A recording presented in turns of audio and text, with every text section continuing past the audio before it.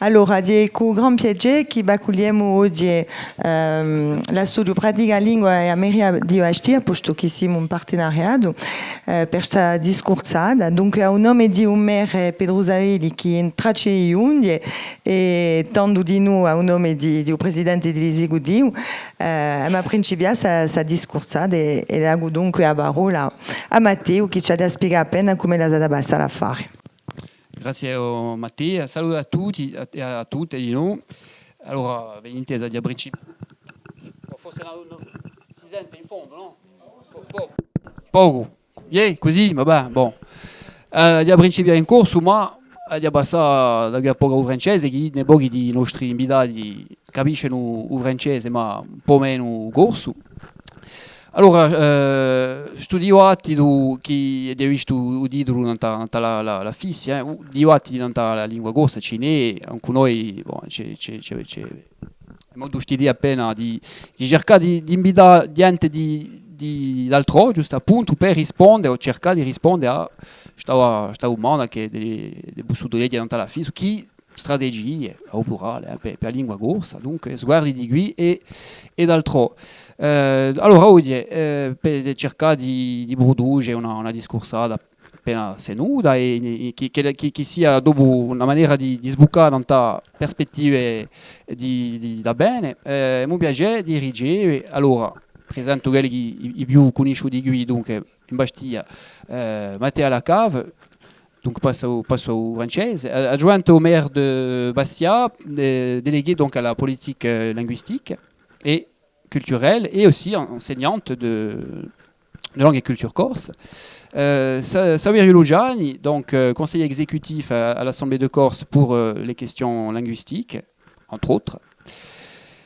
Marcello Jurecek, donc enseignant de langue et culture corse, et l'actualité récente m'invite à en parler, un premier agrégé de langue et culture corse. Donc à ma droite, Kautar Archi, universitaire, sociologue, enseignante à Paris 5, Descartes et Sciences Po, donc qui a, je vous donnerai la parole, mais qui a aussi travaillé sur des questions liées aux littératures francophones, mais dans le contexte du post-colonialisme, et notamment autour du cas de quelques auteurs algériens. Et pour finir, sorry if I mispronounce your name, Conor O'Gilligan, un collègue donc irlandais qui nous vient d'Écosse, puisqu'il est professeur à l'université des Highlands and Islands, dans le grand nord de l'Écosse, et qui connaît très bien les situations de diglossie, de bilinguisme, dans le contexte entre langue dominante et langue dominée, donc il nous apportera aussi son éclairage. Alors, pour commencer cette discussion, on va tenter de faire, non pas un tour de table, mais un tour de chaise, nous dirons. La question qui se trouve sur la fiche est à la fois simple et complexe. J'aimerais que chacun puisse, donc, en approfondissant un petit peu sa présentation individuelle, expliquer son positionnement par rapport aux politiques linguistiques, notamment qu'il y a en Corse. Alors je m'adresse plutôt à mon côté gauche. Et pour le côté droit, donc, quels sont, je dirais, vos travaux et comment vous vous positionnez justement dans les recherches et tout ce qui concerne justement le bilinguisme, alors que ce soit d'un point de vue peut-être plus littéraire ou dans un contexte académique qu'on peut trouver comparable à la situation en Corse, mais avec quand même quelques différences. Alors, peut-être que on va commencer par vous. Je ne sais pas si c'était une bonne manière de commencer par moi, puisque je viens de Paris pour parler de problématiques linguistiques et je suis en train de perdre ma voix. Donc je suis vraiment désolée, ça ne doit pas être très agréable de m'écouter. Donc je vais essayer d'être synthétique et la moins désagréable possible à l'oral. Donc déjà, je vous remercie beaucoup de m'avoir invitée. Je suis très heureuse d'être avec vous pour évoquer cette question. Alors effectivement, je ne me prononcerai pas précisément sur la question des stratégies, qui me semble être une question plus directement liée aux acteurs et à ceux qui sont engagés dans la question. Donc j'essaierai de réfléchir avec vous en ayant une sorte de position un peu décalée, un peu déplacée, puisque, comme le disait Mathieu, j'ai travaillé sur ce qu'on pourrait appeler la situation extérieure. Comme vous le savez, la France possède quelque chose d'un point de vue diplomatique et culturel extrêmement puissant, qui s'appelle la francophonie. Et on pourrait dire qu'avec la question francophone, on se situe du côté extérieur de la frontière.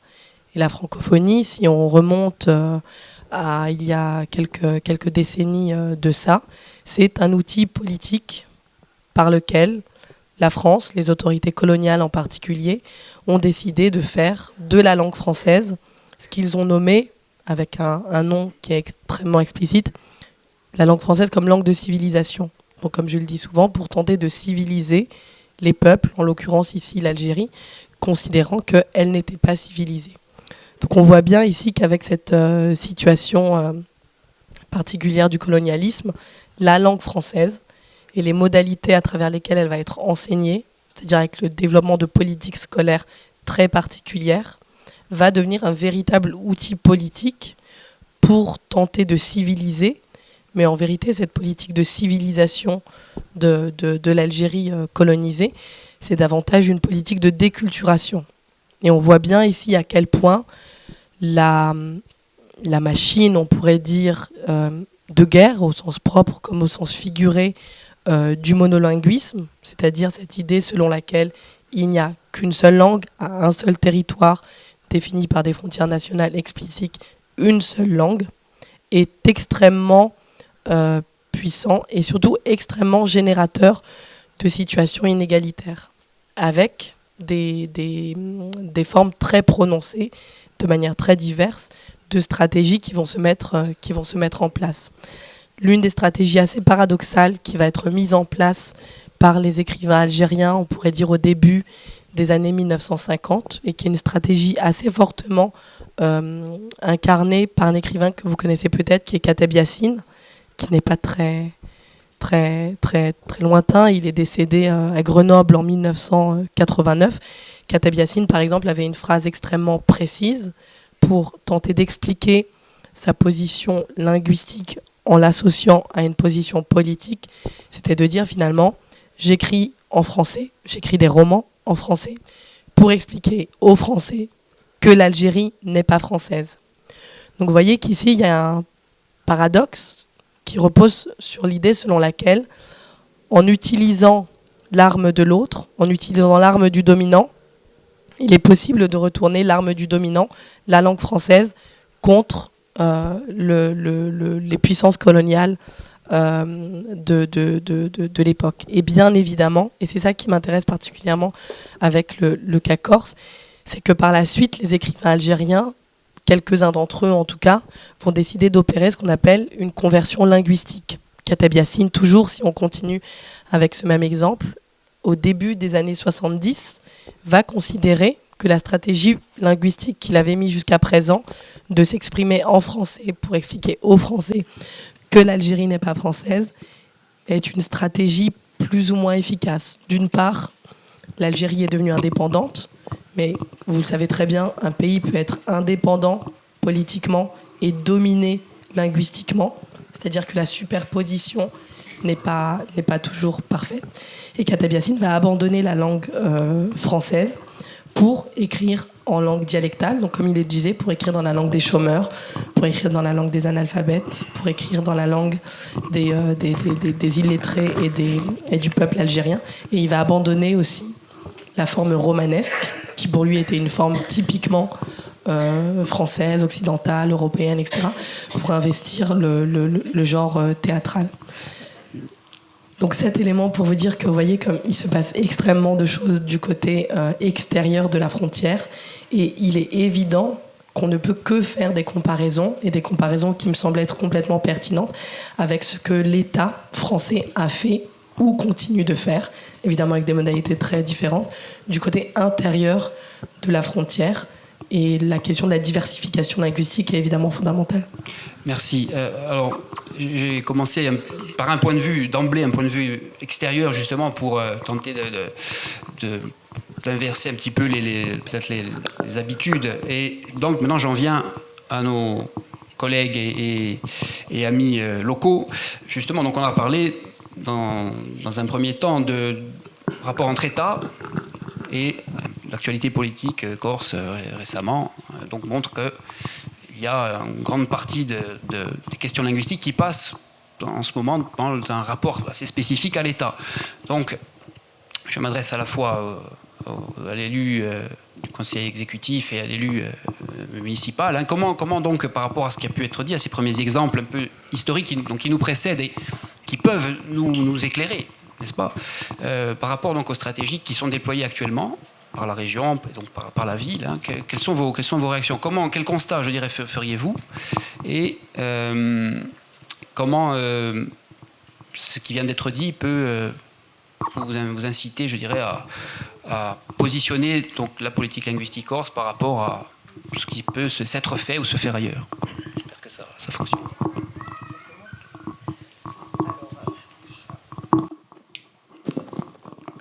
Donc c'est un petit peu difficile de répondre comme ça en quelques mots, notamment de ta question. Mais moi je dirais que bon, avec Sahuir, ça tombe bien, on a participé en 2013 au vote historique de l'Assemblée de Corse de la demande de co-officialisation de la langue corse. Bon, ça a été un moment reconnu, mais force est de constater qu'il n'a pas été suivi des faits.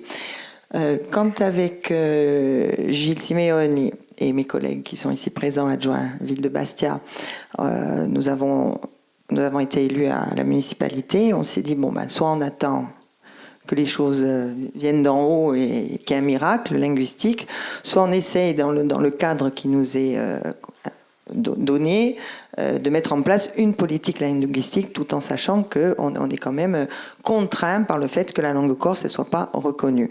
Donc je pense que le premier vote qui a été fait de la part de notre municipalité, c'est de voter la création d'un service langue corse et d'avoir un directeur à sa tête qui est ici présent, Romano Giorgi, et de se dire voilà, dans cet espace-là, qui était un espace aussi méconnu, je dirais, pour nous qui sommes issus, je dirais, des mouvements nationalistes qui avaient plutôt, je dirais, l'habitude d'agir sur le territoire, hein, puisqu'on était à l'Assemblée aussi, et de se dire, voilà, dans l'espace municipal, qu'est-ce qu'on peut faire en attendant d'avoir cette co-officialité. Donc il y a eu la création de ce service, la volonté politique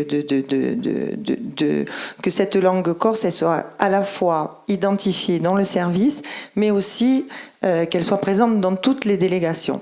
Donc aujourd'hui, tout ce que l'on fait, tout ce qu'on demande à nos collègues, là par exemple, Ivana, qui est adjointe à l'éducation, évidemment, je dirais c'est tout à fait naturel parce que les sites bilingues, les tchouchas, on fait énormément pour la petite enfance, mais aussi à côté Mimi, qui elle, je dirais une délégation plus difficile avec les travaux, les panneaux, voilà. Donc là aussi, la place de la langue qui est présente. Didier Grasse, qui est à la démocratie participative aussi, la langue corse. Et d'ailleurs, on avait participé avec Didier, on est allé à Biarritz, Conseil de l'Europe. Nous avons assisté à 3 jours de débat, un colloque. Comment faire de la diversité linguistique un atout au lieu au lieu que ce soit vécu comme je dirais quelque chose d'handicapant pour une ville, hein. Je me place toujours sur le domaine de la cité. Donc voilà, on est revenu avec des idées. Évidemment, vous savez ce qu'est le nerf de la guerre aussi, ce sont les moyens. Aujourd'hui, la ville de Bastia, c'est 80 000 euros fléchés, je dirais, sur le service langue corse, mais c'est aussi toutes les délégations qui, sur leur propre denier, accordent une part importante à la politique linguistique. Ça faisait à peu près 1 an que nous étions élus. Nous avons eu la visite de Lisandro et de Georges, donc qui sont venus nous expliquer avec Giuseppe Durchini aussi le projet Pradiga Lingua. Donc il était, naturel et on a fait tout ce qui était en notre possible pour aider à la création de cette association qui est unique sur le territoire pour l'instant. J'espère qu'il il y aura beaucoup d'autres associations en Corse. Et voilà, toute notre aide, en tout cas maintenant, c'est d'essayer, à partir de Pradiga Lingua, à partir de tout ce qui peut être fait au niveau de la ville, que la langue corse elle soit présente, elle soit promue, elle soit diffusée. On donne des cours de corse, nos agents, les agents de la mairie ont des cours de corse et passent à nous Gertiviga. Bon, on a signé la charte et on a 183 actions. Mais il est vrai également que, bon, tant qu'elle n'est pas reconnue, on en revient toujours je dirais, au même discours.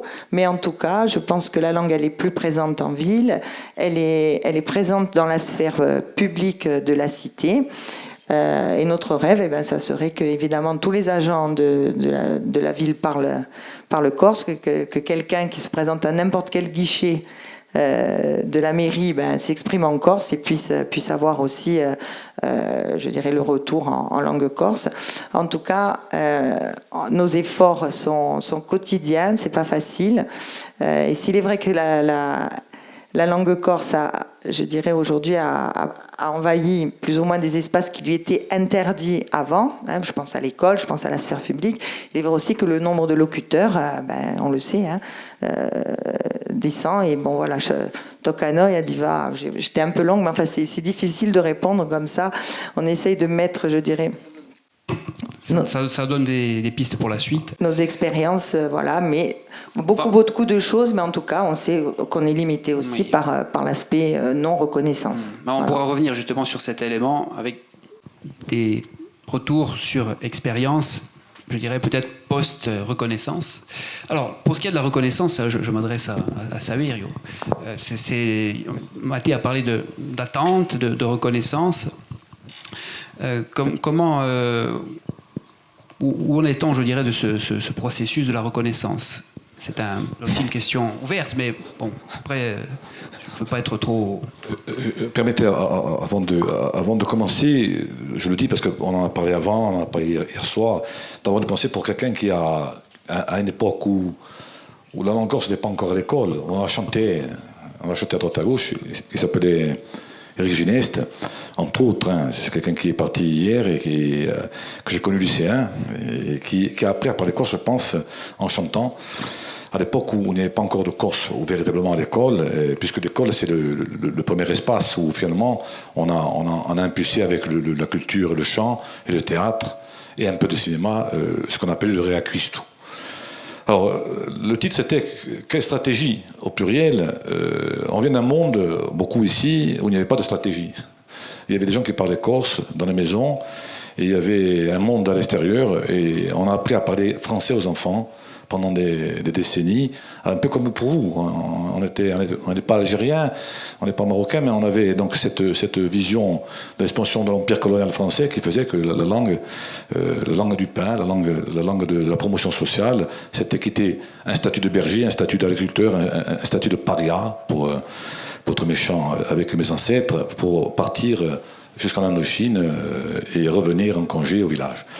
On vient de ce monde-là, et ce monde-là, à un moment donné, il y a eu... Bon, je vais très vite, parce que je pense qu'il y a tellement de choses à dire, mais on vient d'un monde où, finalement, la contestation des années 70, notamment, mais bien avant aussi, mais je ne veux pas revenir à l'époque de Santo Casano, il y a eu quand même, à peu près depuis un siècle, une revendication linguistique pour, justement, intégrer le corse, d'abord, dans l'espace éducatif. Ça a été pendant très longtemps, et pour nous aussi, qui sommes enseignants, un des objectifs majeurs. Je pense qu'à ce stade-là, on n'avait pas, au début, pensé à un statut.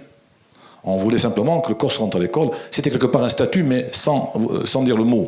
L'officialité est venue peut-être il y a 30-40 ans, à un moment où il y a eu, notamment Jean-Baptiste Marcellès, qui a parlé de co-officialité. On est il y a 35 ans en arrière, à peu près. Et au moment où déjà le Corse rentre à l'école depuis à peu près une dizaine d'années, y compris avec une accélération au moment où la gauche, en France, arrive au pouvoir, avec les circulaires Savary, etc. Je passe sur les détails. Et finalement, pendant des années, on a focalisé l'ensemble de notre effort, qui n'était pas un effort politique au sens noble du terme, enfin, spudigo du terme.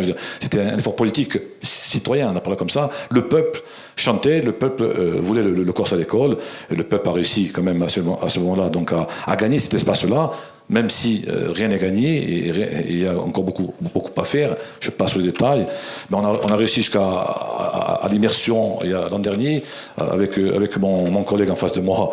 On était monté à Paris il y a 3 ans pour demander des plans de formation pour les enseignants, pour demander une agrégation et pour demander l'expérimentation de l'immersion, par exemple. Donc on a avancé, politique de petits pas, en pensant que le statut de FCT que nous avions voté en 2013 allait peut-être être sur la table à un moment donné. Bon, force est de constater qu'il a fallu se faire l'idée que ce n'était pas possible. Il y avait un plan qui s'appelle Lingua 2020, que la gauche corse de l'époque, nous étions auquel nous avons contribué quand même fortement à élaborer, qui s'est mis en place avec bien sûr beaucoup d'intentions, mais sans qu'il y ait ce que j'appelle moi le sel, c'est-à-dire en gros l'objectif du statut. On ne peut pas, demain après-demain, rentrer à l'école, rentrer dans la société, se réapproprier des pans entiers d'espace et linguistique et même économique sans qu'il y ait à un moment donné un statut. Ce qui aujourd'hui d'ailleurs se voit au niveau de l'embauche, du monde de l'emploi. Le Corse est quelque part une barrière, mais contre l'emploi finalement, puisque l'État ne reconnaît pas ça. Donc on est en face d'un État qui aujourd'hui ne reconnaît pas ce fait-là. Donc nous on s'est engagé dans un processus d'officialisation. On essaie donc d'avancer un peu partout, plan média, que ce soit donc dans l'immersion pour les adultes, le soutien aux associations comme celle d'ici, comme le soutien aussi aux municipalités par rapport au Vestalianing. On a quand même un effort immense. Cette année, on a même augmenté un budget de 30%. On a plus de 3 millions et quelques. Notre rêve finalement, c'est quoi? C'est d'arriver à la Catalogne. Peut-être d'arriver au Pays Basque, d'arriver peut-être au Pays de Galles, à des endroits où finalement il y ait une protection juridique pour les citoyens qui puissent parler la langue qu'ils veulent parler. Bon, et nous, vous avez bien compris que on est sur ce chemin-là. Bien entendu, on y a mis beaucoup de poids au sens où quand on est arrivé au pouvoir, on s'est dit mais maintenant on va y arriver. Sauf que une langue, c'est comme un peuple, c'est comme une société, elle ne peut pas se décréter, elle se construit patiemment avec des exemples et surtout des stratégies. C'est pas le politique ne pourra pas tout sauver. Et si on le saurait depuis longtemps, je crois que les stratégies elles sont municipales, elles sont citoyennes, elles sont associatives, elles sont à tous les niveaux. Donc on a multiplié les initiatives, mais je crois que ce qui est important de dire, c'est que ce n'est pas un pouvoir politique qui sauve une langue, c'est un peuple. C'est le peuple qui sait sa langue. C'est la volonté populaire. Je crois que c'est important de le dire. Donc voilà, je vais m'arrêter là. Ça peut vous dire qu'on est sur une longue route. Vous imaginez la route que c'est. On essaie de décoloniser quelque part l'espace linguistique corse et même méditerranéen pour dire simplement que on est à la croisée des chemins. Aujourd'hui, on sait pertinemment que le combat de la langue, c'est aussi le combat de l'eau pour moi, c'est le combat de la terre, c'est le combat de l'espace, c'est le combat de la respiration du peuple. Je crois qu'on ne peut pas séparer la question linguistique de la question sociale, de la question économique et de toutes les questions donc, qui font une société. Merci, Saverio. Alors, avant de venir à un cas... avant de revenir à Marcedo et la question d'un exemple assez unique de statut de reconnaissance, je m'adresse à Connor. On a beaucoup parlé donc là de reconnaissance, de processus politique. Saverio a même parlé de protection juridique pour les locuteurs. Et vous venez d'un univers culturel et politique que souvent on cite en exemple. Quelles sont vos expériences principales en quelques mots? Alors je précise que Connor va répondre en anglais. J'essaierai d'être le moins ennuyeux possible pour traduire. Quelles sont vos principales expériences et que vous inspirent, je dirais, les processus qui sont en cours ici actuellement, puisque vous les avez vécus, vous y avez même participé. Good afternoon, everybody. As Matthew's been explaining there, I can understand French because I learnt it in school, but I can't speak it very well. So I'm not going to subject you to having to listen to my school French. So I'll speak a little and then I'll ask Matthew to translate. But just before I start, could I say that I'm delighted to be here. This is my first visit to Corsica, hopefully the first of many. And I'd like to thank the organisers of the colloquium, the conference today, especially the president of Practilingua, Alex de Serbi, and also for Mathieu for organising everything.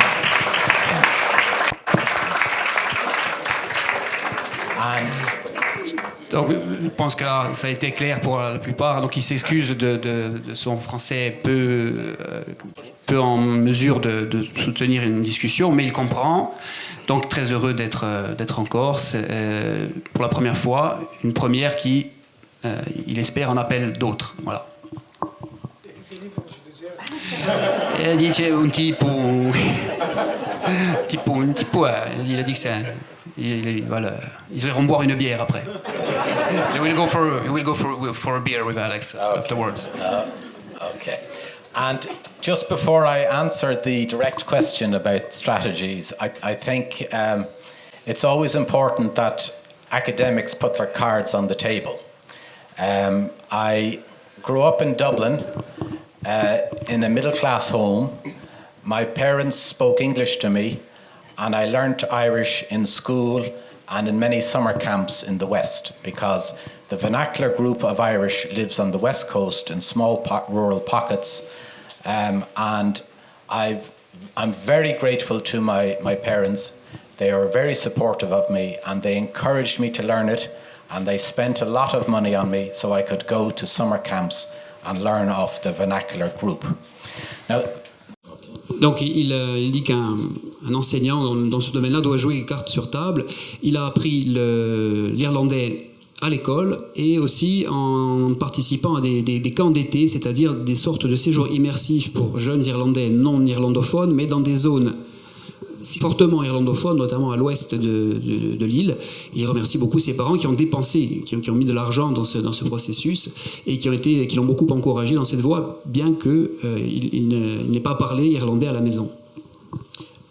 The reason I talk about my background, not that I want to be classist or anything like that, but most people who are either academics of the Irish language who have positions of responsibility in language organizations or in state bodies come from the urban middle class. It is very difficult for an ordinary member of the vernacular group to rise through the state organization.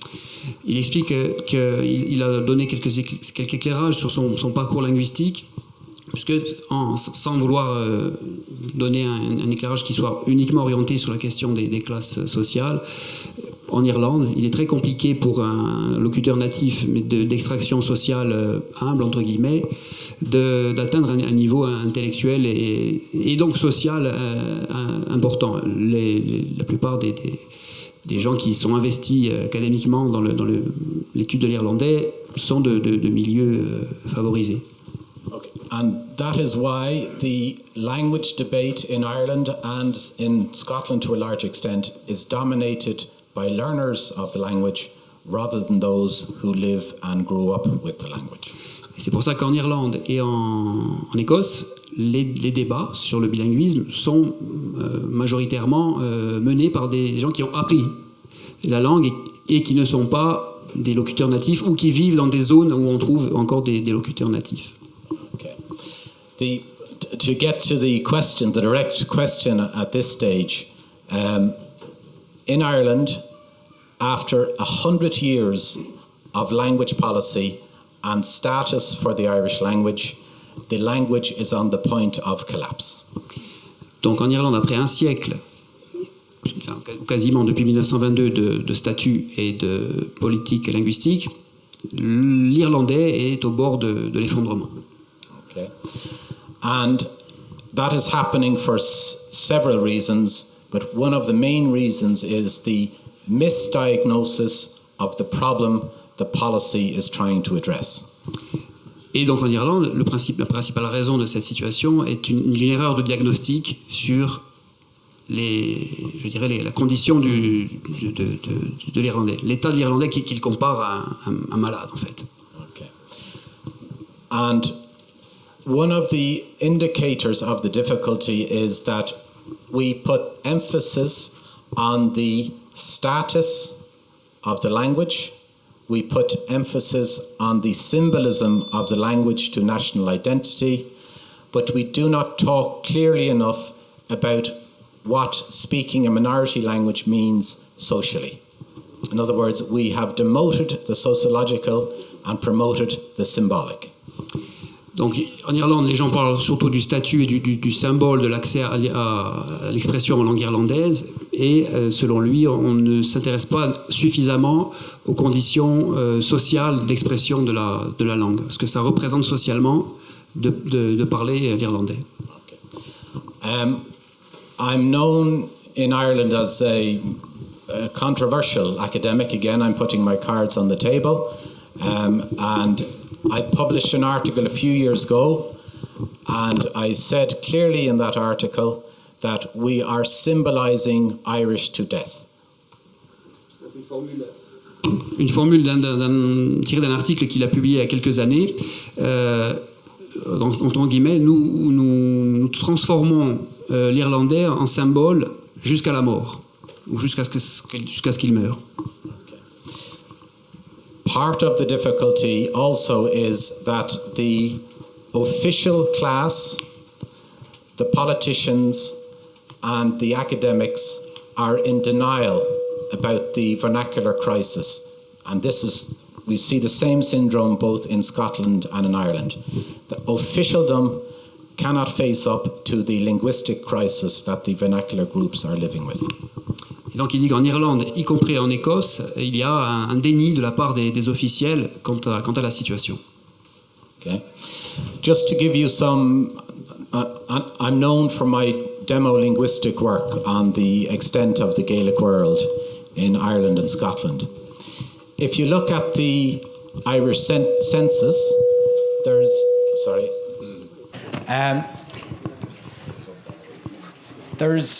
there are very good language questions in the Irish census. You're asked, can you speak Irish? You're also asked, do you speak Irish every day? You're asked another question, if you speak Irish every day, do you speak it outside of the school system?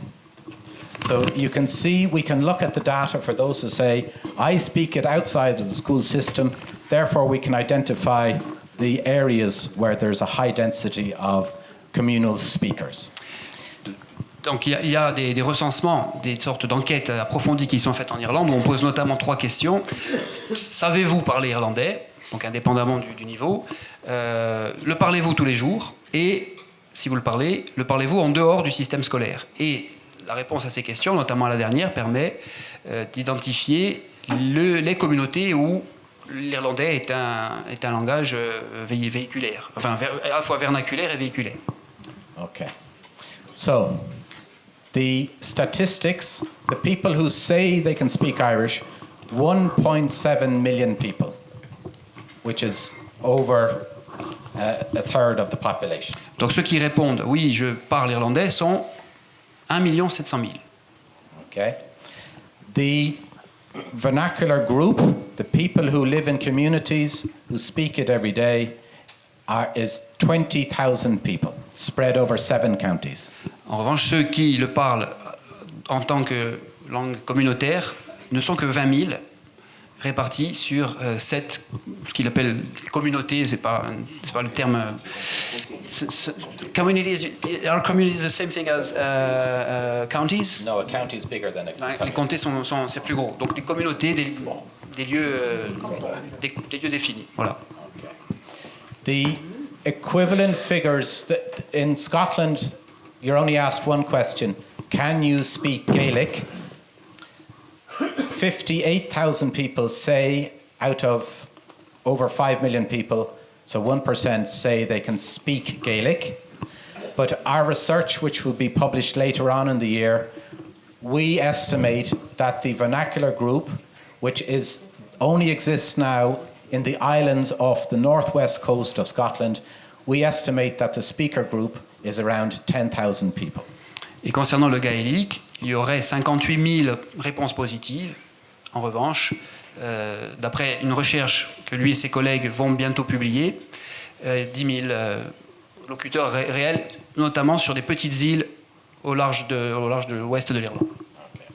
Just to return to Ireland, and if you're going to be critical, you also have to reward people for where they have succeeded.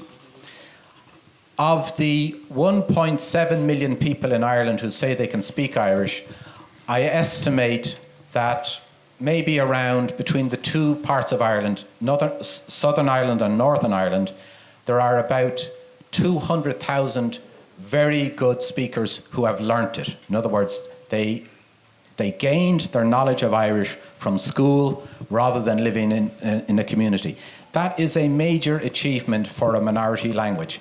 That if you think about it, for every native speaker of Irish, we have 10 good learners of Irish. So that is a major achievement for minority language policy. Donc, point positif, malgré tout, c'est que sur l'ensemble de l'Irlande, en comptant l'Irlande du Nord, il y a 200 000 locuteurs qui, eux, l'ont appris par le système scolaire. Donc, pour un locuteur natif, il y a 10 locuteurs apprenants ou en cours d'apprentissage, puisqu'on ne finit jamais vraiment. And you can see there, that's how the learners, and generally the good learners tend to come from the middle class, and that is why the language debate is dominated by learners from the middle class, mostly from urban areas. And that is, they can live in their schools, institutions, universities, clubs. They don't need the vernacular group now, and that's part of the difficulty, that these good learners more or less deny the crisis of the vernacular group, and I'm going to stop at this stage and let the other speakers come in. Okay. The difficulty is that if we have no vernacular Gaelic group in Ireland and Scotland, who are going to learn the language after that? Who learns a language with no vernacular group? Alors, il explique que donc la majorité des locuteurs, qu'ils soient natifs ou apprenants, viennent donc de la classe moyenne, puisqu'ils ont accès à un système éducatif qui n'est pas accessible à tous. Et donc, ce sont les locuteurs natifs, le vernaculaire, qui se retrouve d'une certaine façon en minorité. Et la question qu'il pose à la fin, c'est qui va apprendre l'irlandais s'il n'y a plus de groupe natif ou vernaculaire? Voilà, c'est une question pour tous. Et thank you. Alors, je vais essayer de rebondir justement sur cette question du vernaculaire avec mon voisin de gauche. Mon voisin de gauche de gauche.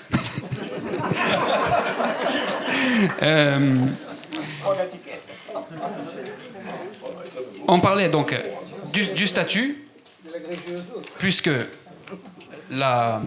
l'agrégation dans le processus de reconnaissance est un accomplissement inédit jusqu'à présent. C'est aussi un statut social. Quel est votre ressenti, Marché, sur ce qui a été dit, et comment considérez-vous justement cette évolution de votre propre statut dans la perspective d'un processus beaucoup plus large, et par rapport à ce qui a été dit au niveau, alors puisque vous êtes aussi écrivain, et de la création littéraire et des dimensions vernaculaires. Bon, ça fait trois questions, mais le temps passe. Je vais essayer de me souvenir de voilà. tout ça, ça va pas être facile. Je suis là encore. Buonasera a tutti, primamente. Alors, tout d'abord, pour revenir sur mon nouveau statut d'agrégé. Donc, moi, je crois qu'il ne faut pas surévaluer ce que représente l'agrégation. Il ne faut pas en faire un symbole, sinon on se tromperait d'objectif. Et je vais revenir sur ce que j'entends par là. Évidemment que l'agrégation participe du processus de reconnaissance auquel le corps s'aspire depuis tant d'années. Mais avant tout, moi je voudrais poser une question très importante. Comment se fait-il qu'au bout de 50 ans de combat nationaliste, au bout de 30 ans d'enseignement, nous soyons parvenus à des résultats si désespérants? Attention, lorsque je pose cette question-là, moi je ne porte de jugement sur personne. Je suis militant linguistique, je suis engagé dans diverses associations, je suis enseignant, je suis auteur également. Donc vous connaissez, certaines personnes connaissent mon parcours, et donc j'accepte mes responsabilités à hauteur des responsabilités qui sont les miennes. Mais la question est toute rhétorique, évidemment. Moi, je crois qu'il est important. Par ailleurs, on a pu dire que mal nommer les choses, c'est rajouter du malheur au monde. il ne faut pas se tromper d'objectif. Il y a deux dangers réels qui menacent la société corse et la langue corse. Le premier phénomène, c'est le phénomène de la diglossie. Alors évidemment, c'est un phénomène sociolinguistique, mais il est peut-être important d'en parler. C'est celui qui hiérarchise l'usage des langues dans une société. Vous savez bien que chez nous, beaucoup de gens sont capables d'utiliser le corse, peu importe finalement le niveau qu'ils ont acquis dans cette langue-là, mais également le français. Et ils vont faire un usage particulier selon le contexte, soit de l'une, soit de l'autre. Et ils vont préférer, dans les situations, je dirais, formelles, les situations officielles, l'usage du français. Essentiellement, par exemple, avec les relations avec l'administration centrale ou dans le monde du travail. Le corse est relégué aux relations amicales. Ce phénomène-là, nous le connaissons tous, nous l'expérimentons tous les jours. Premier phénomène. Ce phénomène-là, il a déjà été explicité, dénoncé, et c'est tout l'objet du travail, ou plutôt de la politique qui est menée, surtout par les mouvements nationalistes, mais aussi par ailleurs par d'autres mouvements politiques en Corse, et même au-delà par le milieu associatif. Comment faire pour briser la diglossie? Premier point. Mais le second point, souvent, qui a été oublié, parce que finalement, nous sommes immergés dans cette société et nous ne la voyons pas évoluer, c'est que nous vivons dans une société postmoderne. Et très, très souvent, moi, je n'entends jamais parler de postmodernité en Corse. Alors, je vais essayer de m'expliquer. Qu'est-ce que j'entends par postmodernité? Il s'agit d'une société qui, en grande partie, a été liquéfiée. Alors, lorsque je parle de liquéfaction, je m'appuie sur les travaux d'un philosophe polonais aujourd'hui décédé, c'est Zygmunt Bauman, qui parle de société liquide. C'est-à-dire, c'est une société qui a perdu tous les repères et tous les structurants organiques qui pouvaient par ailleurs la structurer par le passé. Disparition des familles. Je ne porte pas de jugement sur ce que représentent ces structures en elles-mêmes. Hein. Bon, mais je constate simplement disparition des familles, disparition du lien qu'il y avait par le passé avec le village, qui chez nous est un lien structurant très fort avec le territoire, ou éventuellement disparition du lien, je dirais, communautaire dans chaque quartier de ville également. On a pu dire qu'ils étaient des villages en miniature, en reproduction, mais c'était exactement ça. Arrivée massive de populations étrangères à la Corse, de plus en plus importante. Et tout ça, ce sont des phénomènes qui sont propres à la postmodernité, mais également, et je rajoute, accélération de nos modes de vie. C'est-à-dire que de plus en plus, nous sommes contraints par le monde économique qui impose son rythme à nos vies, de nous déplacer de plus en plus. On habite tous, par exemple, je vais prendre un exemple que vous connaissez bien, beaucoup d'entre nous habitent hors des villes. Et nous sommes contraints donc par la machine économique d'habiter à l'extérieur et de revenir vers l'intérieur, donc vers la ville, pour y travailler.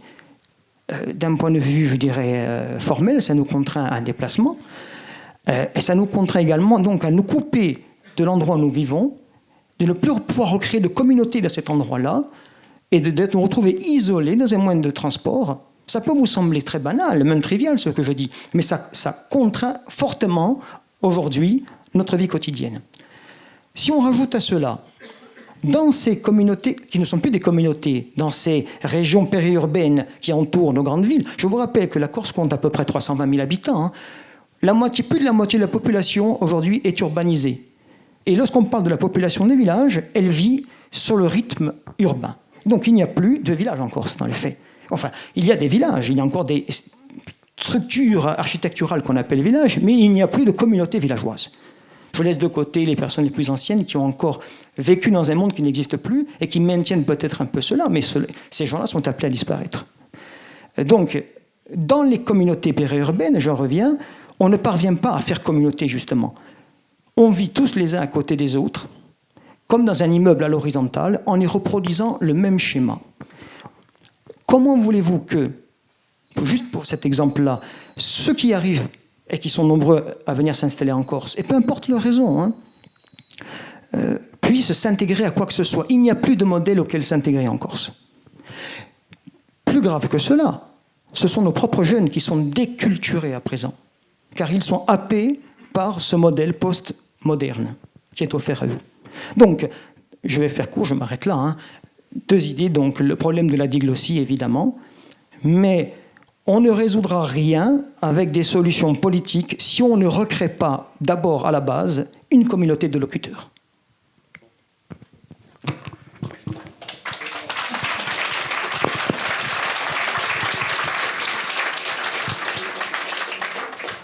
Alors, la question de la communauté était déjà évoquée à maintes reprises. Alors, vous avez dit il y a le modèle n'intègre plus. Bon, pourtant, c'est vrai que à Pradigaling, on constate quand même une forme d'attractivité pour les cours de Corse, même de personnes qui ne seraient pas corse, entre guillemets, d'origine, ni encore moins corsophones. Je voulais quand même vous interroger sur... vous avez parlé de société postmoderne, vous avez parlé de société vous avez travaillé sur des manifestations d'expression littéraire post-coloniale. J'aimerais avoir votre sentiment sur un élément qui est parfois un peu absent des discours publics, du moins sur la langue corse, c'est la dimension littéraire, la production littéraire, qui peut aider à faire ciment social, puisque certains livres peuvent être des grands succès. Bon, une question que je pose, je n'ai absolument pas la réponse. A-t-on une idée, par exemple, du nombre de lecteurs corsophones ou de personnes qui achètent de la fiction corse, ou fiction en poésie, etc. Et ensuite, question que je pose aussi à Kautar,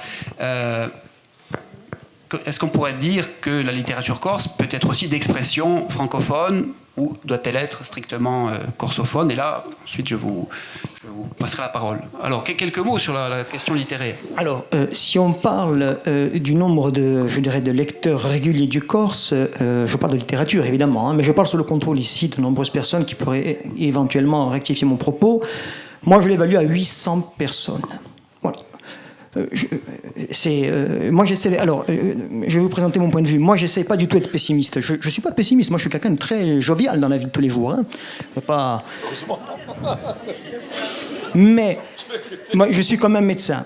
J'essaie de poser un diagnostic juste sur une maladie. Sinon, on ne parviendra jamais à soigner le malade. Voilà. Le but, il est là, simplement. Moi, je ne fais pas peur à ceux qui m'écoutent. Ce n'est pas du tout le but. Bon. Donc, je pense qu'en gros, entre 800 et 1000 lecteurs réguliers du Corse, pas au-delà. Donc, il est certain qu'au-delà de l'aspect patrimonial que représente l'écriture en langue corse, la littérature en langue corse, il ne faut pas attendre autre chose de cet outil. Voilà. Alors, évidemment que les auteurs, enfin les écrivains, eux, qui s'investissent dans cette langue littéraire, ils trouvent autre chose. Moi, ce n'est pas du tout l'aspect patrimonial qui me motive lorsque j'écris. J'essaie du tout, au contraire, de me libérer de cet aspect-là. Je ne veux pas rester prisonnier. Je ne veux pas être le porte-parole d'une communauté lorsque j'écris. Voilà.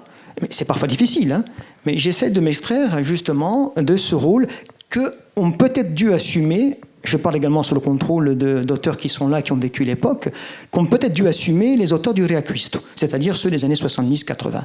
Moi, je ne veux pas du tout assumer ce rôle-là. Et donc, lorsque je parle, c'est en mon nom propre.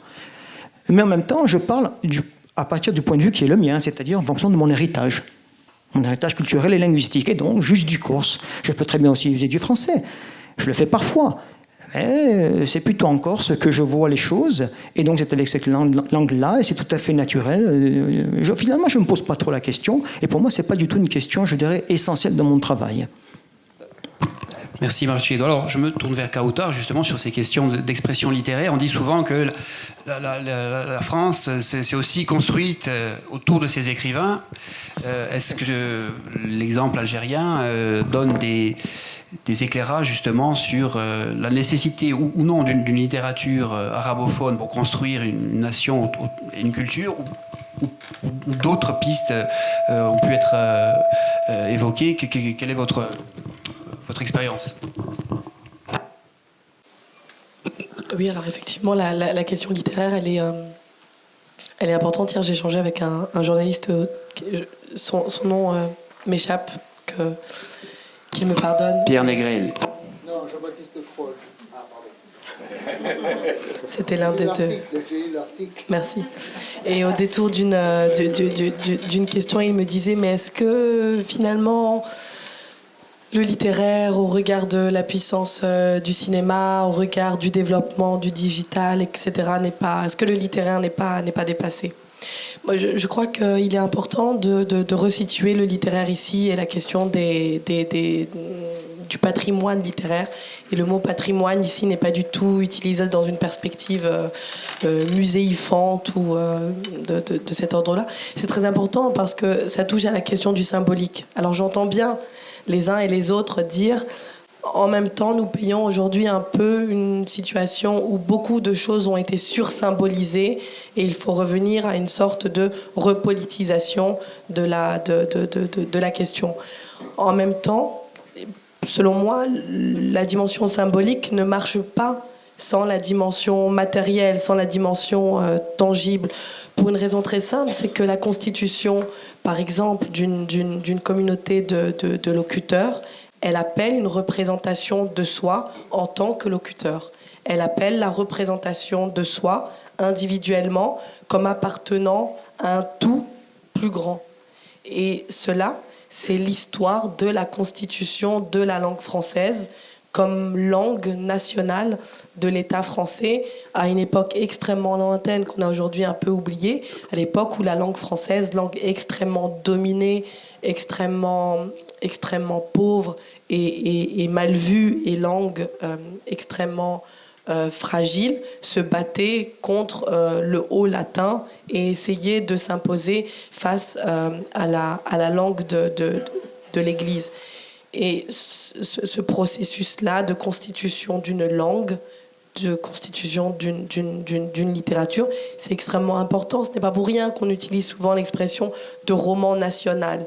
Il faut que l'on puisse, ici il faut n'est évidemment pas du tout normatif, mais il est important dans des mouvements de renationalisation ou en tout cas dans des mouvements de réidentification collective, qu'il soit tendu vers un passé mythifié ou qu'il soit projeté vers l'avant, vers une sorte de volonté de dépasser le post-moderne, etc. La dimension littéraire est extrêmement importante parce qu'elle permet de manifester la trace d'une tradition. Et on sait très bien que la tradition, dans ces cas-là, est extrêmement importante puisqu'elle permet, entre guillemets, de déliquéfier, entre guillemets, si on reprend cette idée de Bauman, en fait. Donc, pour ma part, la possibilité de redévelopper une littérature en langue corse fait typiquement partie de ces stratégies d'autonomisation qui sont mises en place pour développer un espace qui n'est plus uniquement sous la tutelle, ici a fortiori, de la métropole. Et si on ouvre un peu la perspective, c'est exactement ce qui s'est passé en Algérie dans les années 1970 avec le processus d'arabisation. Les nationalistes, effectivement, étaient très fortement à la pointe de ces débats-là. Mais même si on descend un peu plus bas, même actuellement, par exemple, au Sénégal, vous avez un certain nombre d'écrivains sénégalais qui estiment qu'ils n'ont plus à écrire en langue française et que ce qu'il faut développer, c'est une littérature nationale, c'est-à-dire une littérature en langue wolof, qui est la langue dominante, enfin avec une communauté de locuteurs majoritaires au Sénégal.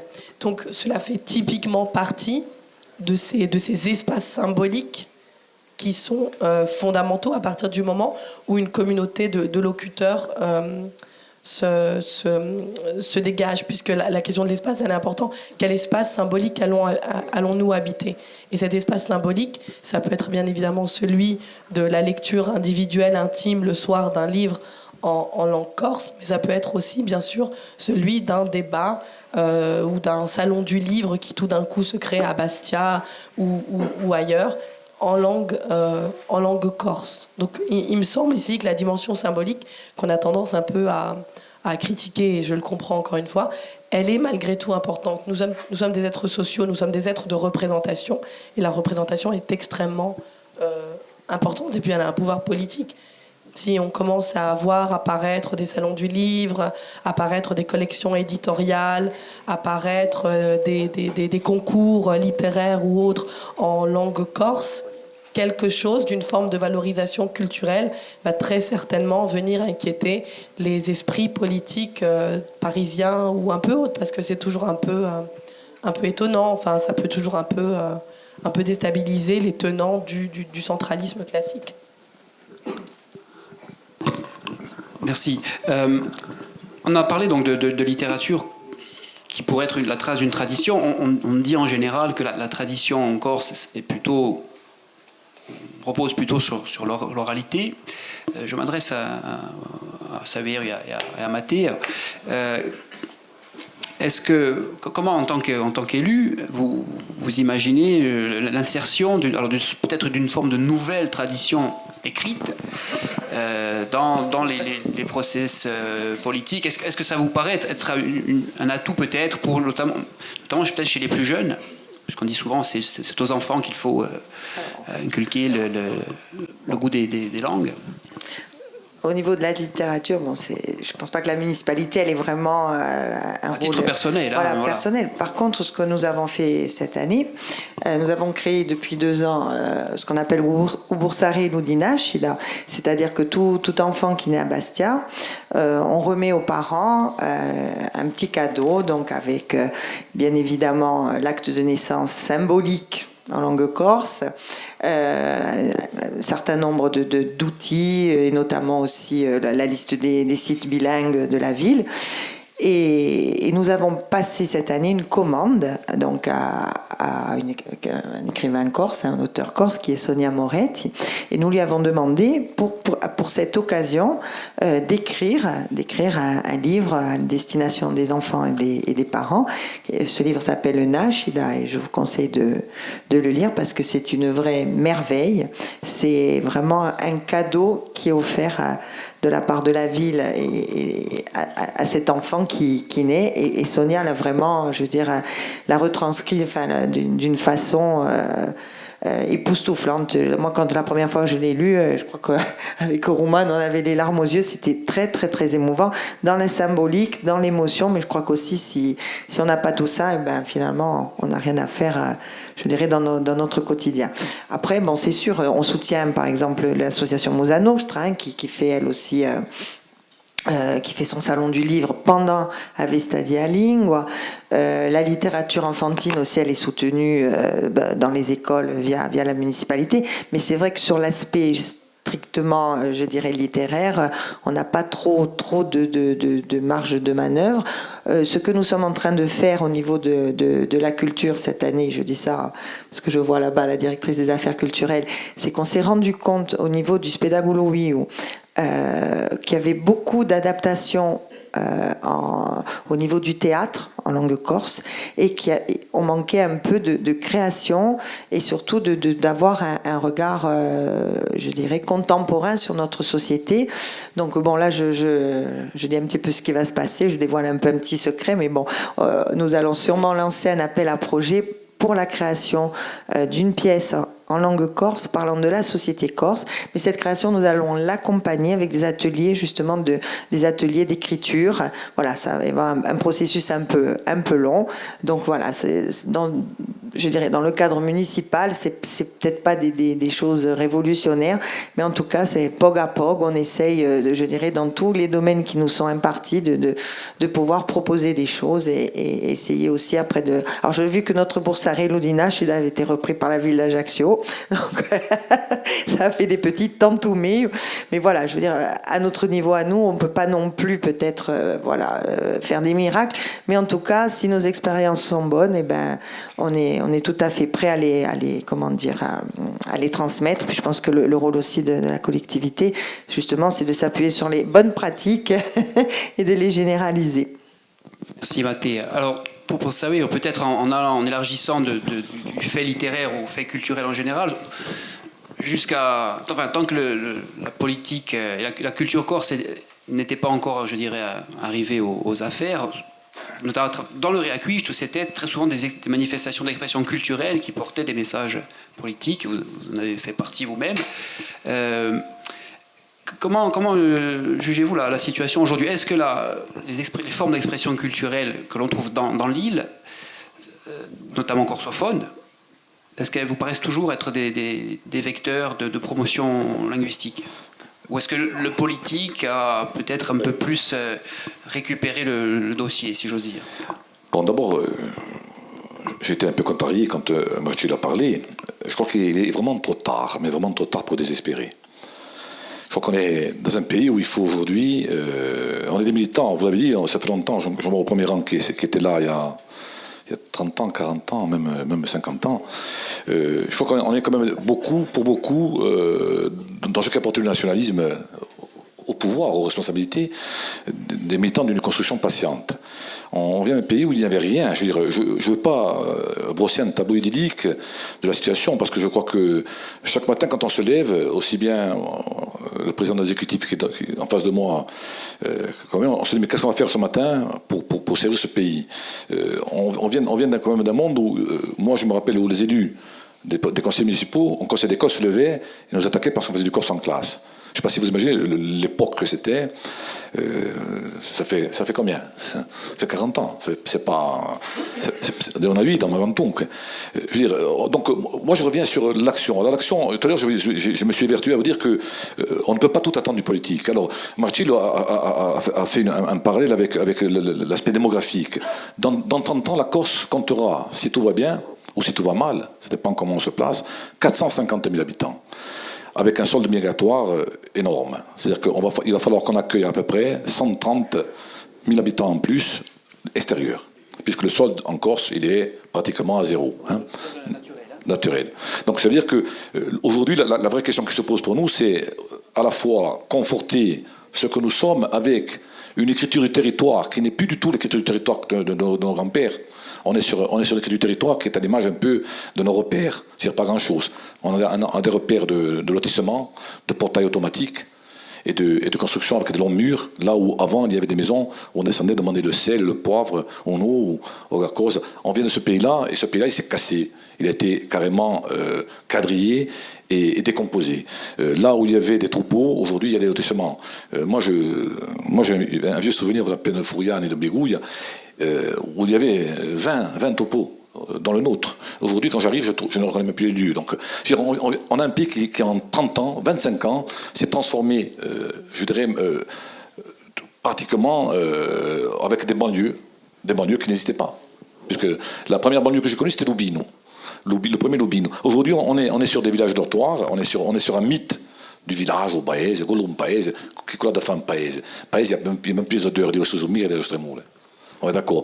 Ceci dit, mais vous sommes tous là et dit, bon, j'ai dit, oui, arrêtez, moi j'ai andiamo a bere un match à la télévision. Je pense qu'au contraire, je crois qu'on a puisé notre force il y a 30-40 ans dans ça, dans le fait qu'on sentait qu'il y avait un monde en danger, et je disais, donc il était déjà trop tard à l'époque pour désespérer, encore moins aujourd'hui. Alors, je ne vais pas énumérer ici les actions de la collectivité, encore une fois, j'insiste pour vous dire, et je prends à témoin les élus, y compris municipaux, dire que l'action de l'élu ne peut pas régler tous les problèmes. Ça, ce serait. Je veux dire qu'on ne peut pas décréter à un moment donné. Ceci dit, il y a une impulsion à donner, mais l'impulsion, à un moment donné, il faut aussi qu'au niveau local, il y ait aussi un terreau. Il y a forcément des natifs qui parlent, il y a forcément des gens qui ont appris, beaucoup de gens qui ont appris, et y compris à travers ce Reacuist. Le Reacuist, ça a apporté quand même des milliers de personnes à apprendre le corse. Moi, je le vois, on a vécu comme ça. Donc, l'action qu'on porte, alors, je prends les médias, par exemple. Il y a 10 médias en Corse aujourd'hui qui sont aidés fortement. Je prends encore ce matin. Une fois par mois, vous avez 8 pages en Corse. Pourquoi on l'a fait? On n'a pas fait pour donner des histoires à Corse Matin. C'était pour que les élèves dans les écoles lisent le Corse, soient légitimés. J'apprends le Corse à l'école, regardez la presse, elle est écrite en Corse.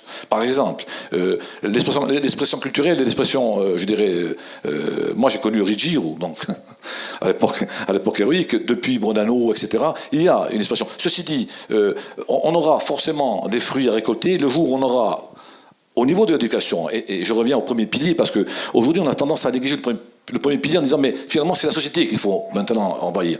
Mais il faut renforcer considérablement l'action éducative.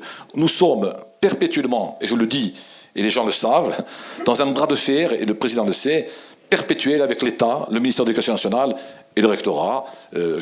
Certains en face ici de moi le savent. On avait jusqu'à il y a 2 ans aucun chiffre. Quand on parle de chiffres, tant de filières bilingues, etc., on n'avait pas de chiffres. Je prends témoin Pasquale qui est ici, qui se rappelle de certaines réunions très pas houleuses, mais presque, où on a appris à l'État à nous donner des chiffres. On n'avait pas de chiffres, pratiquement pas. Je passe sur les détails. Je passe sur les détails parce qu'il y a tellement. Je vais m'arrêter, je suis un peu long. Simplement vous dire qu'il y a une action sociétale aujourd'hui qui est très forte. Normalement, on va vraisemblablement en juillet remettre sur la table un nouveau concis du Yaling, parce qu'on en a besoin, non pas pour faire une académie, mais pour avoir des outils performants, et bien sûr en liaison avec quelque chose qui me semble indispensable, dont on n'a pas parlé aujourd'hui, c'est l'université. Cette université aujourd'hui est à former des cadres de la nation, de mon point de vue, et des cadres corsophones. Ça, aujourd'hui, l'université, elle a ce rôle-là. Moi, quand j'étais étudiant ailleurs, et d'autres ici ont été étudiants ailleurs, ils en ont rêvé de cette université-là. Il faut aujourd'hui qu'elle prenne véritablement l'enjeu à sa main et porter, donc, et former. Pourquoi ? Parce que moi, je ne suis pas là pour vous dire, je vais parler au Corse, parce que le Corse, finalement, per parler au Corse, il y a un verbe, un sujet, un complément, on est borgé di vol, di canzone. Le Corse, c'est pas ça. Le Corse, encore une fois, c'est une vision du monde. Alors, nous, on s'est adapté maintenant à peut-être un monde idyllique qui sera bilingue. Moi, je crois qu'il est déjà biplurilingue. Et c'est important pour nous de dire qu'on est ouvert à tout ça. Et notamment, on a découvert que les Italiens parlaient presque comme nous. Mais pourquoi ? Parce qu'à un moment donné, on a passé la mer avec nos classes pour voir ce qui s'est passé. On est dans un monde en perpétuel mouvement où nous sommes des acteurs comme d'autres, avec beaucoup d'humilité, parce que, et je mesure ce que dit Marcello, on est petit, mais on a un immense travail. Bon, encore une fois, je veux dire, le pilier éducatif est à renforcer considérablement. Il faut qu'on bascule. Quand on parle de société bilingue, il faut qu'on bascule vers un système éducatif qui soit carrément, à un moment donné. Alors, pourquoi nous, on est monté à Paris il y a 3 ans avec Gilles Simeone, il se rappelle très bien, c'est parce qu'on était persuadé que l'immersion était le processus pédagogique le plus efficace pour former des corsophones. Et pourquoi aujourd'hui l'État bloque sur l'immersion ? Parce qu'il sait pertinemment que demain, on va réussir le pari si on apporte au-delà. Voilà. Par exemple, alors, ce combat éducatif, il a mené, on a un problème de visée. Pourquoi ? Parce qu'à un moment donné, on se rend compte que dans le secondaire, on n'a pas d'accélération, on a même quelque part, y compris des gens qui parlent corse, et des enseignants qui régressent en termes de pratique pédagogique et qui ne vont pas vers cette langue comme moyen de communication et moyen d'apprentissage. Bon, après, bien entendu, l'aspect sociétal, je suis un peu long en tant que bide, je veux dire aussi aux élus de la Corse, tous, à tous les niveaux, puisqu'on signe des chartes avec les communes, on aide toutes les actions, hein, vous le savez, les actions qu'a cité Mathé, on les aide aussi, on s'est impliqué fortement dans la politique de la charte en langue corse, etc. Mais ce qui est important aussi, c'est que les élus de la Corse, quels qu'ils soient, je crois que l'élu a un rôle, y compris en termes symboliques, dans l'Assemblée de Corse. Je crois qu'aujourd'hui, un des objectifs pour nous, c'est de dire, quand on parle avec un préfet, et Miguel l'a fait il n'y a pas longtemps, quand on parle avec un préfet, on peut parler corse, parce qu'à un moment donné, notre langue, c'est aussi notre droit. Voilà. Grazie aux avis. Alors je me tourne maintenant vers Kanchour. Sawir a dit, il est vrai que parfois, le politique ne peut pas tout régler. Je voudrais vous interroger sur vos travaux et vos expériences, notamment sur le monde celtique. Quelles sont, de manière assez générale, hein, les expériences où le politique a pu faire la différence ? Quels sont les secteurs où le politique a fait fonctionner le changement linguistique ? Et quels sont les secteurs, peut-être, où c'est davantage l'expression populaire ou sociale qui a fonctionné ? A step away from the speaker as well. We were discussing this issue over dinner last night, and I'm not going to answer that question directly, but I'll answer it another way. And I asked the question, in the case especially of the smaller minority languages in Western Europe, and Corse, Irish, Scottish, Gaelic, they would be the smaller languages, the minority languages. And I asked this question in Ireland also, why do we all make the same mistakes? We avoid the evidence, we don't look at the facts. If we don't have the facts, we cannot prescribe a remedy or a solution or a methodology to deal with the issue. Alors, concernant les sphères culturelles dont il est familier, la question qu'il pose, c'est pourquoi fait-on les mêmes erreurs dans ces diverses zones? Comment se trouve-t-on dans la situation de ne pas voir le bon diagnostic? Comment se trouve-t-on dans la situation de ne pas voir ce qui ne va pas? The other part of that is we all need to ask ourselves, especially the communities that are in crisis, we need to ask ourselves, what does a credible revival look like? À quoi ressemble dans les communautés une revitalisation, une résurgence crédible d'un langage minoré?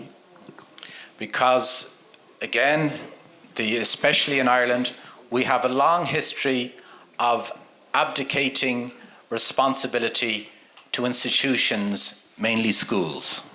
En Irlande, par exemple, il y a une longue tradition qui consiste à déléguer la responsabilité personnelle aux institutions, particulièrement à l'école. Well, for example, it is difficult to have a credible revivalist policy unless you're going to protect and build up the collective group that holds the anthropological resources of the language in question. Donc il est difficile d'obtenir un résultat crédible à moins de protéger ce qu'il appelle le groupe anthropologique qui détient les ressources spontanées et linguistiques. For the groups that are contracting, it doesn't seem to be a credible policy to think that increasing the number of learners is a compensation for the collapse of the vernacular group. En Irlande, il semble être une sorte de compensation, le fait d'augmenter le nombre de locuteurs, notamment par les systèmes d'apprentissage, pour compenser la disparition progressive mais importante des locuteurs vernaculaires. Because, and just to answer the question, all credible revivals start with protecting the existing speaker group. Selon lui, tout processus crédible de revivification passe par la protection du groupe de locuteurs vernaculaires, de locuteurs natifs.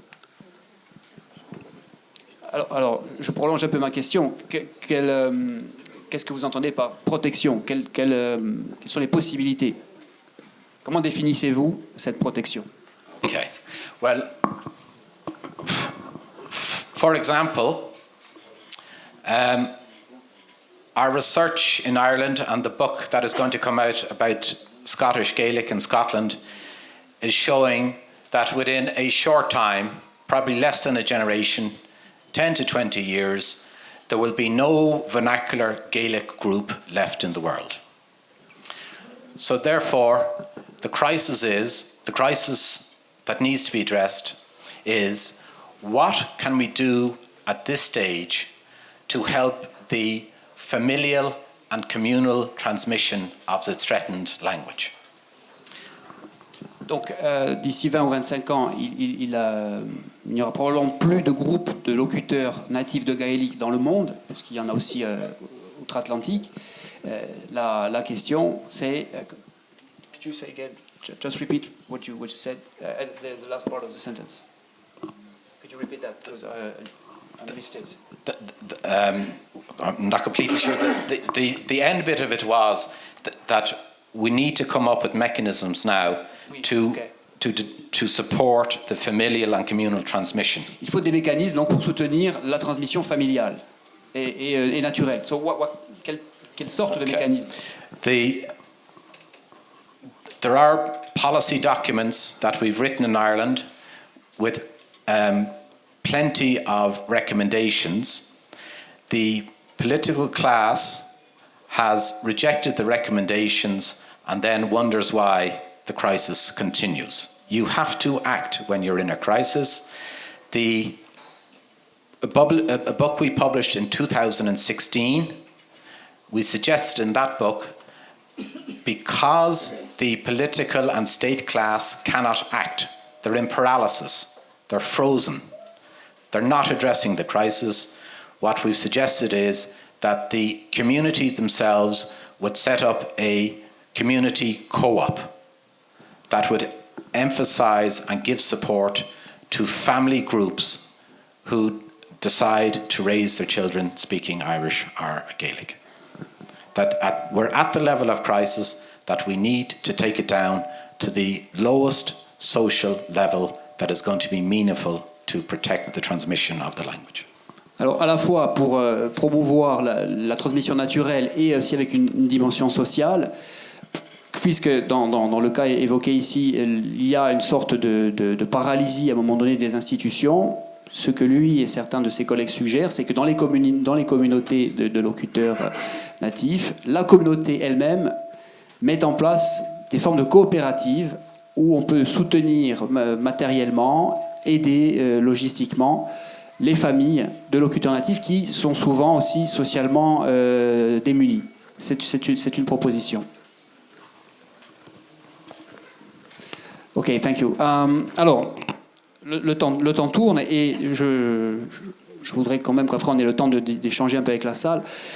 Du coup, j'en viens un peu directement à ma dernière question et je la poserai en premier lieu à Marché. Donc, beaucoup d'efforts sont déployés de part et d'autre. Et il y a eu des longs processus historiques qui ont été évoqués, souvent lourds et douloureux. Ma question est ouverte et peut-être, je ne voudrais pas qu'elle soit trop comprise de travers, mais tous ces efforts, une question qu'on pourrait nous poser, essayons de penser un peu contre nous-mêmes, c'est pourquoi déployer tous ces efforts? Donc, question à laquelle chacun est bien entendu libre de répondre. Principia per Marchi. Et il est vrai que dans un monde très utilitariste comme le nôtre, on peut se poser la question, à quoi sert encore la langue corse? Regardez, c'est mon époque corse, je vous parle en français, vous me comprenez parfaitement. Donc il n'y a pas de problème de communication.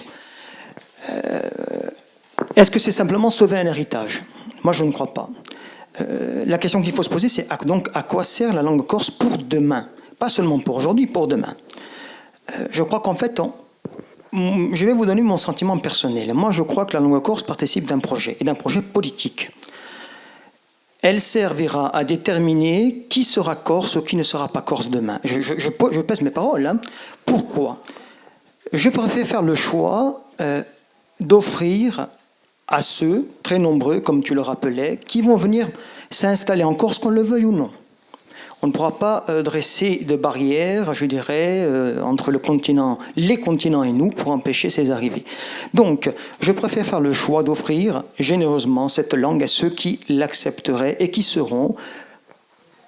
La langue ne suffit pas. Il faudrait même organiser un autre débat pour définir quels sont les items qui déterminent l'identité d'un peuple. Moi, j'ai l'habitude de reprendre le concept d'essence, d'âme et d'identité pour aller au plus vite, qui a été développé dans les années 70, fin des années 70 par Renato Gotti. La langue, évidemment, et la culture, l'histoire, donc le temps qui passe, mais le projet politique également. Voilà. C'est-à-dire que l'identité repose sur ces trois piliers-là. C'est le sens social, contre le sang que nous avons dans nos veines. Pourquoi? Parce que sinon, quels sont les projets qui vont s'opposer à ce projet-là? Le premier projet, ce sera le projet, je dirais, racial. Et corse, celui qui a des parents corses, depuis longtemps.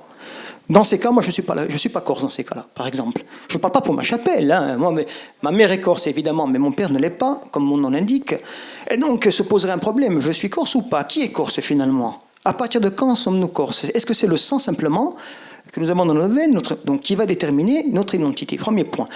Cette vision-là commence à apparaître. Lorsqu'on voit qu'une majorité de Corses, peut-être même nationalistes, votent pour le Rassemblement national aux élections européennes, on peut se poser des questions.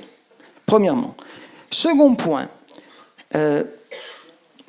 est-ce qu'il suffira demain de voter nationaliste pour être corse? C'est-à-dire, est-ce que l'identité sera simplement un choix d'identité civique?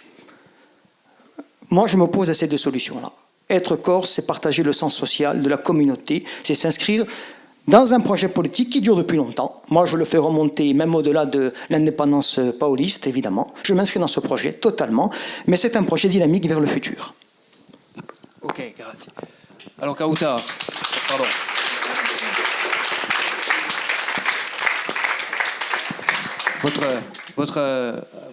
Vos impressions, pourquoi êtes-vous intéressé à ces questions?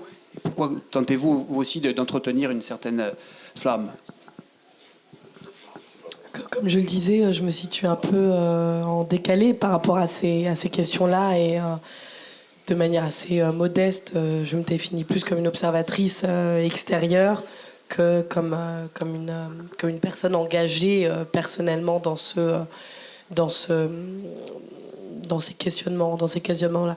Disons que moi, ce qui m'intéresse énormément, l'élément qui pour moi est le plus intéressant, c'est comment à un moment donné, évidemment d'un point de vue politique, quand je dis politique, c'est avec l'idée de faire émerger un ordre qui soit un ordre contestataire, qui soit un ordre, on pourrait dire, contre-hégémonique, comment des formes de résistance se mettent en place pour tenter de faire advenir des droits nouveaux, si on se situe du point de vue juridique, et surtout comment comprendre que le monolinguisme tel qu'il s'est exporté au-delà des frontières nationales françaises, mais comme il s'est aussi exporté au-delà des limites de la capitale, comment tout cela fonctionne. Donc vraiment, très sincèrement, je le dis, moi, ma perspective, elle est surtout analytique et elle est plus proprement académique. Donc je suis particulièrement intéressée d'entendre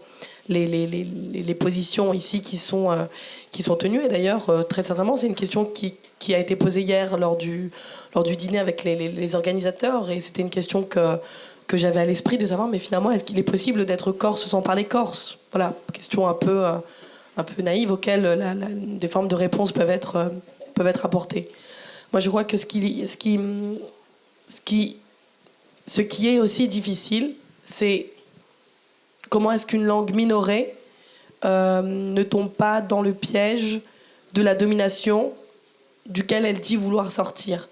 C'est-à-dire que le fait de considérer, par exemple, que est français celui qui parle français, c'est aussi une politique de l'État français extrêmement sévère, extrêmement rude, extrêmement discriminante et inégalitaire, qui va à l'encontre, d'ailleurs, des droits linguistiques qui sont mis en place par les chartes internationales et que la France a eu l'habitude de ne pas respecter sous prétexte que la République ne reconnaît pas de minorité, etc.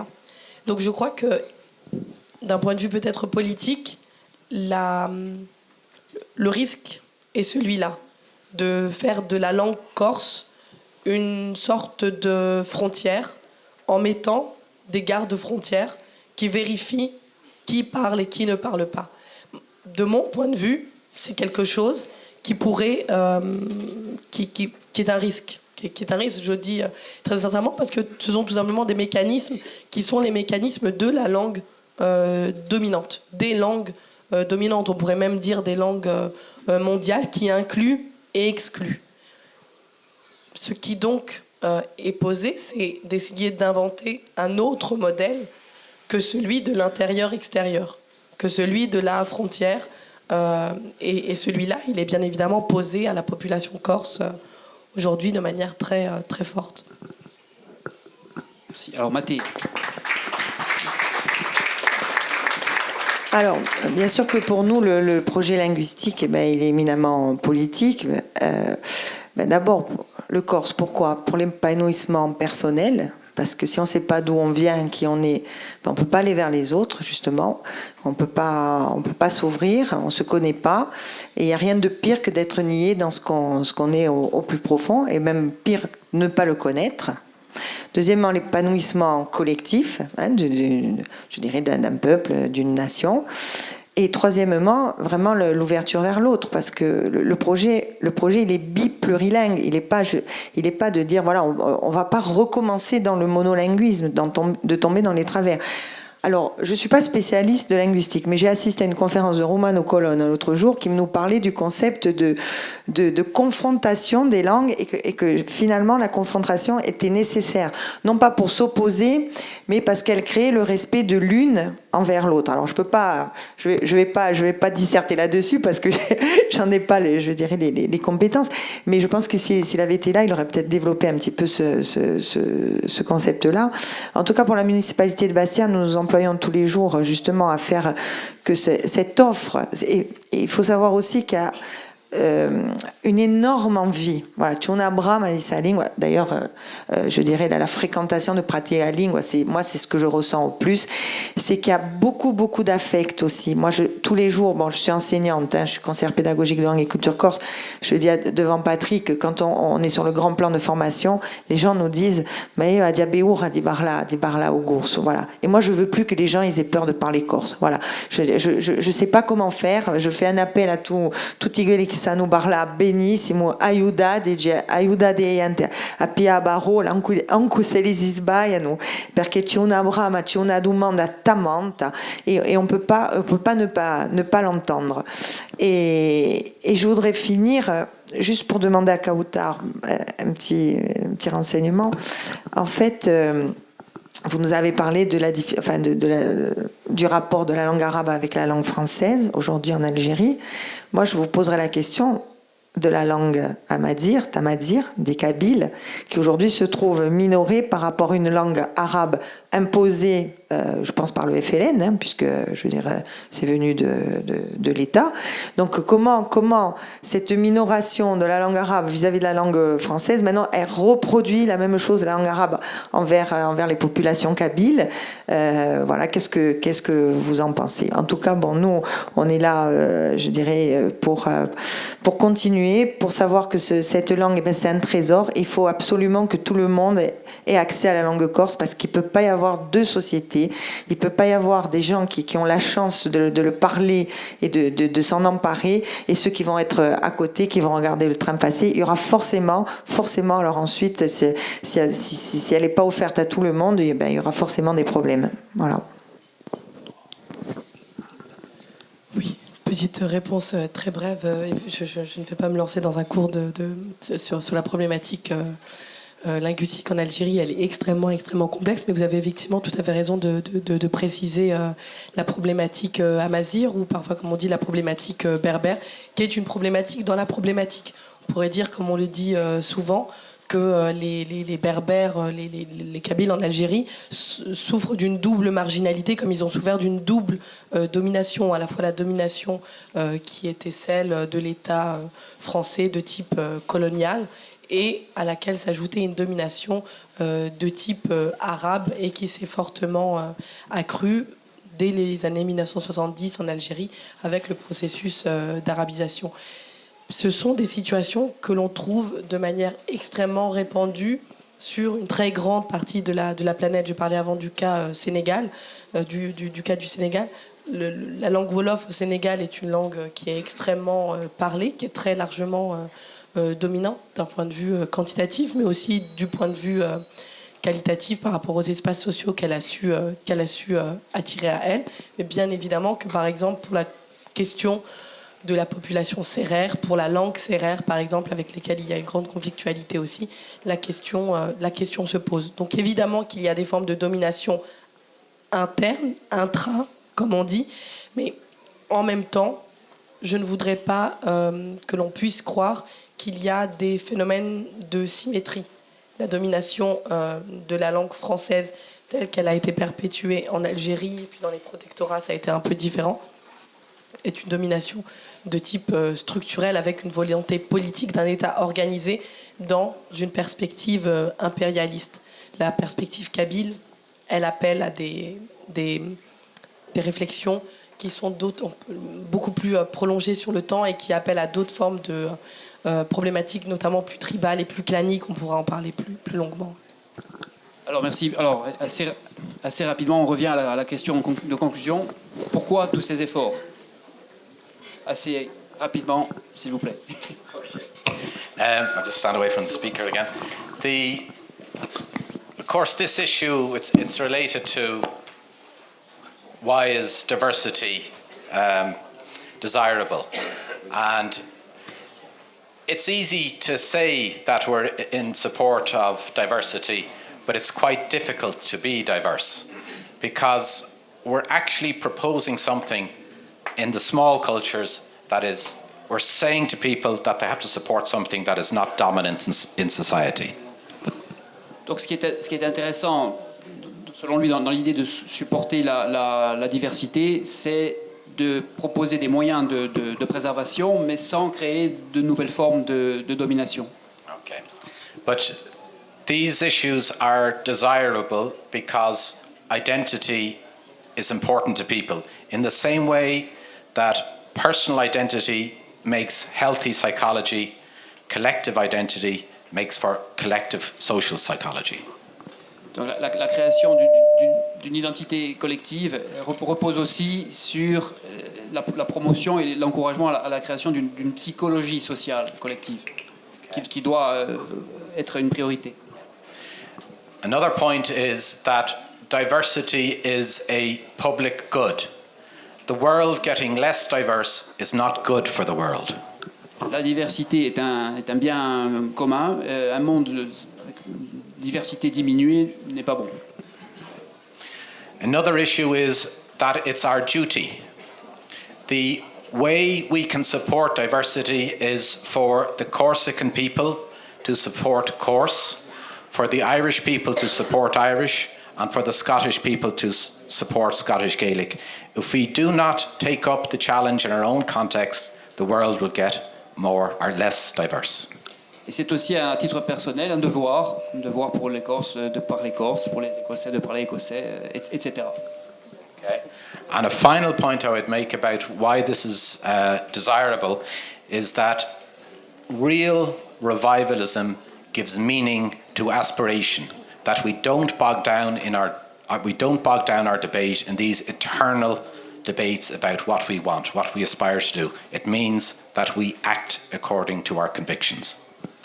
Et pour finir, donc une revitalisation crédible, c'est aussi de créer de vraies aspirations qui fassent sens, qui fassent peuple, pour sortir des débats un peu stériles selon lui sur ce que nous devrions faire, etc. Voilà. Thank you. Alors, Saverio, per compiere.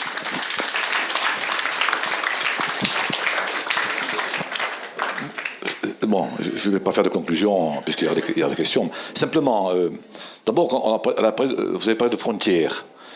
Les premières frontières que nous avons connues, ce sont, je crois, nos grands-pères, nos arrière-grands-pères qui les ont connues. On a fabriqué des frontières contre le Corse. Aujourd'hui, ce qu'on fait, c'est faire tomber ces murs. Il y a encore des frontières, il y a encore des murs. Ils sont notamment rue de Grenelle à Paris, au ministère de l'Éducation nationale, certainement à Montignon, certainement au Sénat, certainement à l'Assemblée, au Palais Bourbon, certainement à l'Élysée. On a des frontières. La première des frontières, c'est nous reconnaître en tant que peuple. La langue, sans reconnaissance de peuple, n'est pas la langue. Tout à l'heure, je parlais de protection juridique. On est dans un projet politique. Le Corse, aujourd'hui, la Corse est un chantier, est un vaste chantier, où on est obligé de démolir certains murs, certaines frontières, et d'essayer de construire justement une société, Marchi l'a dit tout à l'heure, une société qui accepte l'autre comme l'autre doit nous accepter, parce qu'on ne peut pas. La première frontière que j'entends le matin de bonne heure, c'est « Andiamo alla francese che tutto il mondo capisca » dans TRCFM. C'est ça la première frontière. Ça, c'est ma frontière. Et elle me fait mal. Parce que ça veut dire qu'en gros, je suis une exception culturelle, une exception linguistique, et que finalement, les gens, ils comprennent le français, ils ne comprennent pas le corse. Et on est natif. Donc, je le dis comme ça, très rapidement, je ne vais pas rentrer dans un plaidoyer politique. Simplement, donc, on s'évertue aujourd'hui à construire. La langue fait nation aussi, la langue fait peuple, et la langue fait société. On est dans un processus aujourd'hui dynamique où je crois que ceux qui ont connu le Reacristo 1 savent qu'aujourd'hui on est dans un Reacristo 2, voire un Reacristo 3, où il faut multiplier encore plus les efforts, parce que c'est maintenant. Je crois que c'est maintenant qu'on mesure nos limites et qu'on mesure finalement la hauteur de ce mur qu'on doit franchir. On doit construire une société biplurilingue. Mathieu l'a bien dit, on est la société de l'intégration, on aura 140 000 habitants en plus dans 20-30 ans.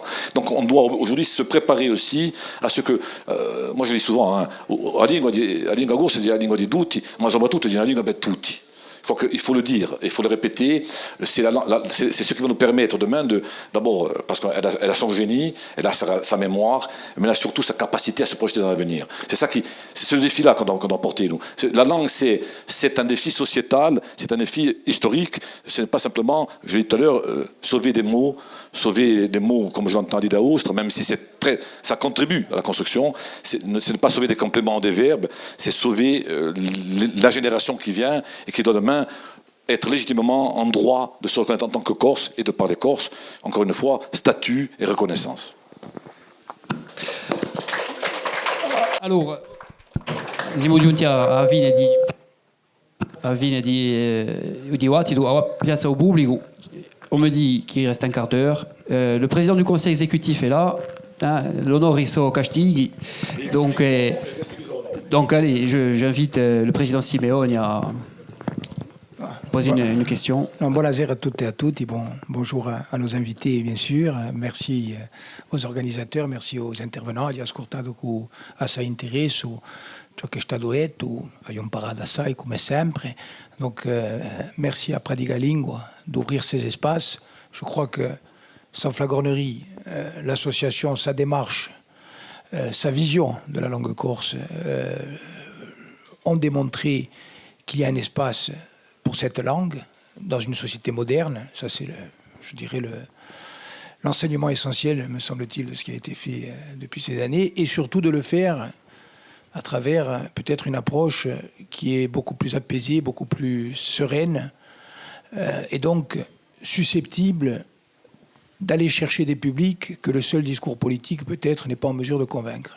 Et je dirais que c'est peut-être la plus belle des victoires. En tout cas, c'est un chemin qui nous est montré, puisque, bien sûr, je me reconnais totalement dans tout ce qui a été dit. J'ai écouté avec intérêt ces expériences où on nous a dit aussi que la lutte pour le statut et pour le symbolique pouvait, me semble-t-il, si elle n'était réduite qu'à ça, conduire à une impasse mortelle. J'ai écouté, bien sûr, les expériences tirées de pays où l'expérience linguistique a toujours été étroitement liée à l'expérience coloniale ou à l'expérience de décolonisation, y compris avec ses travers. J'ai lu et écouté souvent notre agrégé, y compris dans ses interventions, je dirais, qui sont quelquefois non conventionnelles, décapantes par rapport au discours dominant porté par le mouvement national. Je crois que c'est important aussi qu'on ait des intellectuels ou des acteurs qui viennent à un moment donné remettre en cause des paradigmes qui peuvent être figés. Il y a aussi la notion d'histoire et de reconnaissance vis-à-vis de toutes les actrices et acteurs qui sont présents dans la salle et qui ont commencé il y a 50 ans et sans lesquels rien de ce que nous faisons ou de ce que nous disons aujourd'hui n'aurait été possible. Donc penso che più che mai a lotta, più che mai o trabalho politico, ma deve essere un trabalho politico arricchito da un sguardo e da un va di società. Ringraziarvi.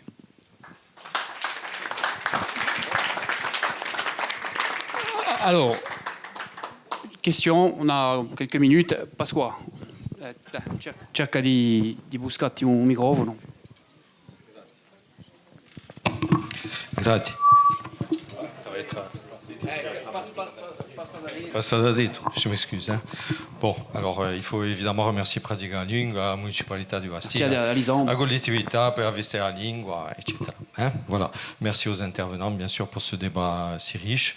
Alors, j'aurais voulu revenir un petit peu sur les propos de Marcel. La société liquéfiée, ou la société en voie de liquéfaction. Il est évident qu'il y a un problème général de perte de repères, mais c'est un problème de perte de repères qui est lié aussi à la globalisation. Voilà. Donc il y a un système qui est dominant, et qui a des effets. Mais il y a un autre élément qu'il faut prendre en compte aujourd'hui, c'est celui de la déstructuration écologique. Et je vais prendre un simple exemple. C'est celui de l'Everest, avec la photo où on voit une procession d'alpinistes en train d'attendre de toucher le sommet. Il y a une marchandisation de la nature qui fait partie, voilà, qui est un des problèmes aussi graves que celui de la déstructuration de l'espace. Et pourquoi je parle de ça? Parce qu'on a le même problème à Scandola. On a exactement le même problème. C'est une autre modalité, je dirais, de cette déstructuration de l'espace écologique. Et l'espace écologique, c'est l'espace dans lequel on vit et dont on a besoin, dont on est dépendant. Bon, alors, maintenant, il n'y a plus de sens.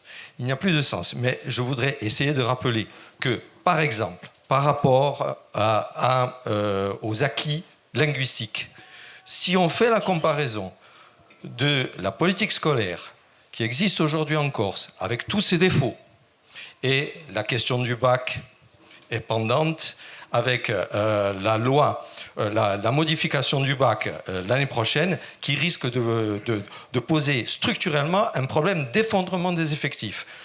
Problème d'effondrement dont nous nous sommes ouverts avec le ministère, etc., dont ont parlé les députés et les sénateurs à l'Assemblée nationale. Il y a, donc, nous avons des chiffres que dans toutes les autres régions, on nous envie. Et les Corses sont toujours pris en exemple. Bon, donc c'est pour ça qu'il faut faire attention avec, je dirais, le discours du désespoir. Le désespoir doit toujours comporter... Non, mais c'est la liberté de l'intellectuel. Hein. C'est la liberté de l'intellectuel de revendiquer un point de vue. Mais là, il y a un débat à mener là-dessus. Cela consento, ma insomma, manco stampa disparato, manco stampo. Il ne s'agit pas du tout de poser un constat de désespoir. Ce n'est pas du tout mon cas. Moi, je crois que tout le monde est convaincu qu'on se bat, on se bat pour l'avenir de cette langue. Et il y a un risque de démobilisation. Pas du tout, au contraire. Moi, je crois que... Si on prend le discours au premier degré. Moi, je crois qu'il y a un risque d'optimisme trop important. Alors, deux mots pour finir. Bon, je pense que le problème irlandais nous est posé à nous directement. Parce que jusqu'à présent, ça a été notre difficulté. On a géré le symbolique, on a eu des éléments factuels. Donc, comment passer, je dirais, à une progression factuelle à partir d'une base symbolique? Voilà, ça c'est le premier enjeu. Et le deuxième enjeu, et ça je crois que c'est Mme Arfi qui en a parlé hier ou aujourd'hui dans le journal, c'est qu'il faut peut-être davantage penser, plutôt qu'en termes d'identité, en processus d'identification. C'est-à-dire qu'il faut donner les moyens aux gens de s'identifier à la langue, mais aussi en s'identifiant à un groupe social dans son ensemble. Voilà. Et c'est pour ça qu'on en revient à la question irlandaise. On ne peut pas séparer la question du sens linguistique de celle du sens social. Ok. E John Santo. Io saluto John Santo Plasanzotti, sono insegnante di corso al liceo Letizia. Mi pare a me che rivendichiamo qui la lingua corsa, la lingua dei corsi, rivendichiamo anche come lingua nazionale. Mi pare che a minima delle cose di parla corso. Non la faccio mica qui come provocazione, ma mi pare che quando qualche sia parla davanti al prefetto, rivendica di parlare corso davanti al prefetto, penso che qui, davanti a tanta gente che parla corso, che capisce corso, un minimo di parla corso. Prima critica. Avevamo qui due invitati di qualità e tutti gli interventi sono stati proprio di qualità e ho piato note perché mi ne serve. Ciò che mi dispiace è che per contrasti di qualità qui ci ho invitato frusteri. Mi dispiace che non siamo mica capaci noi di trovarci nella nostra diversità, nelle nostre contraddizioni per discorrere di cose di primore e la lingua è una cosa di primore. Seconda critica. Sento qui i politici che domandano un statuto come per ufficialità, ad esempio, per salvare la lingua corsa.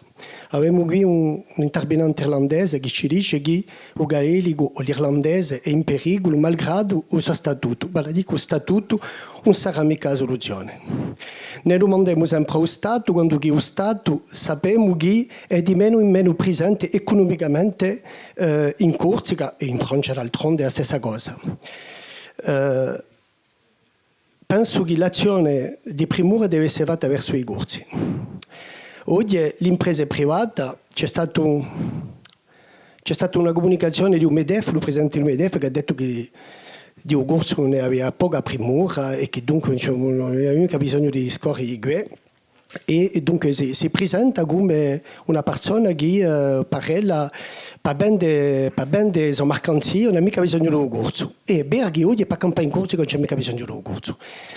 ritrovo qui un discorso di Marcello e chi vogliamo essere noi, chi è essere gorzo, chi vogliamo essere umani. Oggi c'è una guerra che è fatta ai popoli, che è fatta alla cultura. Una vera guerra, una guerra economica, una guerra militare che va in un Medio Oriente ma anche in Corsica. E ho inteso qui Madame che diceva non c'è mica sarassi, non c'è mica creare altre frontiere, ma non possiamo mica va altrimenti. Oggi la lingua, e è sempre stata così, la lingua è ciò che dà identità in tutti i paesi del mondo. Non si può mica lasciare a un mercato di ciò che è essere umano. Dunque, il politico deve intervenire di maniera forte. E quando sento politici in Corsica, esempio il presidente dell'Assemblea di Corsica che dice che gli scrittori di corsi di lingua francese e letteratura corsa, un po' mica è un discorso che va a pro della lingua corsa. I giovanotti che stanno assenti sul discorso hanno detto chi mi ha già paura per scrivere in corso posto che scrive in francese soccorso.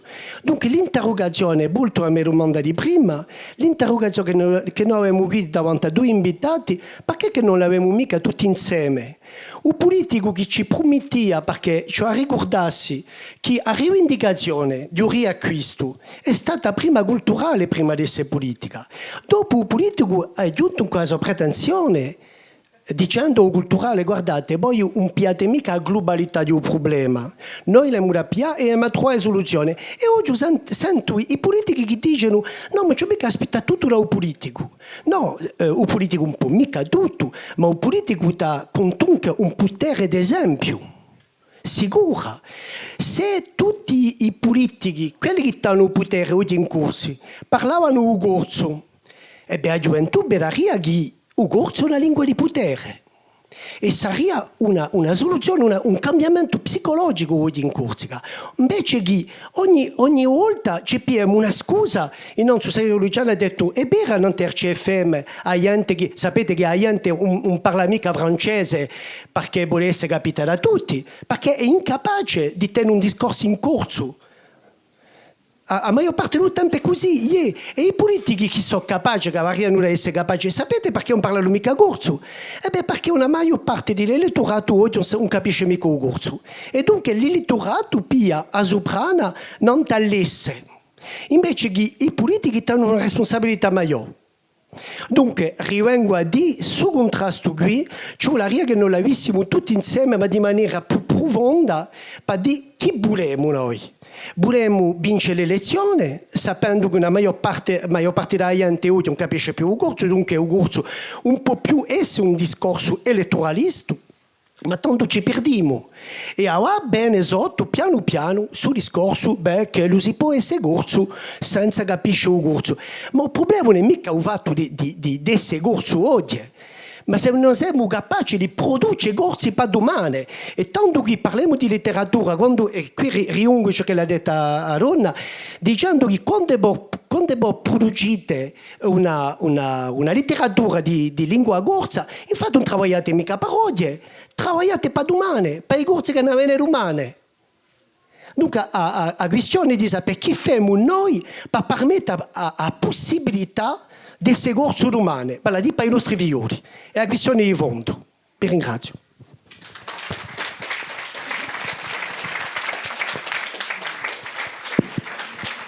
Dunque, una risposta mi dispiace, ma ci tocca compiere. Una risposta forse o un altro argomento, ma 2 minuti, mica di più. No? Boh. Allora, madame, voulez-vous avvicinatevi?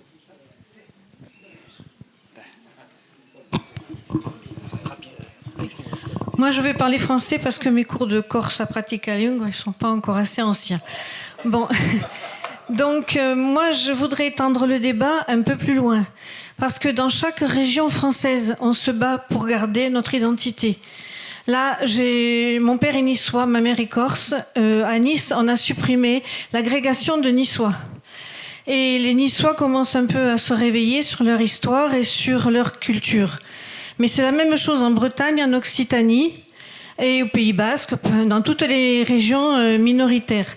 Alors j'aimerais savoir pourquoi il n'y a pas des groupes qui s'unissent en France pour appuyer leurs revendications tous ensemble auprès de notre gouvernement jacobin qui refuse en plus de signer la charte des minorités, des langues minoritaires. Donc je pense qu'on pourra arriver à évoluer, même en Corse, si on arrive à tous s'unir dans toutes les régions françaises qui revendiquent leur culture et leur langue. Ringraziabili. Bon, si vedeva che un impegno d'affetto, di denica, di cultura, di politica, ciò che si può ritenere è stata detta di la qualità, la sincerità, la sincérité des intervenants et leur implication. Certains viennent de très loin, hanno fatto un viaggio tremendo. On veut donc remercier nos hôtes, alors la mairie, et un applaudissement en particulier aussi à quelqu'un qui non vouleva mica fare discorso, ma allez, due parole. Et un applaudissement à Alexandre Dezerbe. Non, allez, quand même. Bon, allez, ora si vergogna. Bon. Donc, io ringrazio dunque i presenti, il pubblico per la sua pazienza di noi, et je pense que nos invités ici, vous les retrouverez dans les minutes qui suivent. Ils sont très accessibles. Si vous voulez leur parler de manière directe, surtout n'hésitez pas.